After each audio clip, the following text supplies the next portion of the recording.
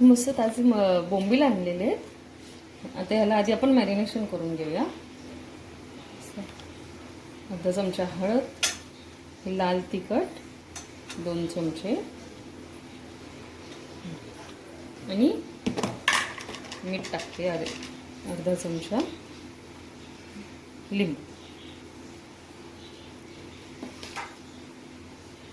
लिंबूचा juice आणि ह्या सगळ्यांना मॅरिनेशन करूया.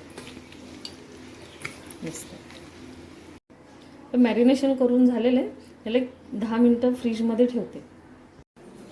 बोंबील फ्राय करण्यासाठी एका प्लेटमध्ये तांदळाचं पीठ, रवा आणि थोडंसं मीठ ॲड केलेलं आहे आणि सर्व मिक्स करून घेतलेलं आहे. आता ह्याच्यामध्ये आपण ते बोंबील मिक्स करून घेऊ. छान बोंबीलला लावून घेऊया आपण.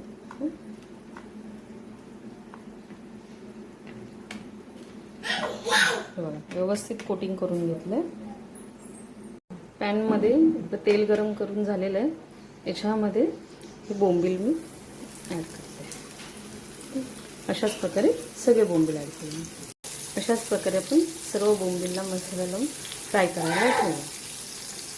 तर आपण सगळे बोंबील पलटी करून घेऊया. बघा तर दुसऱ्या साईडनेही आपले बोंबील छान फ्राय करून घेऊया. आपले बोंबील दोन्ही साईडने छान फ्राय झालेले आहेत. ह्याला आपण प्लेटमध्ये काढून घेऊया.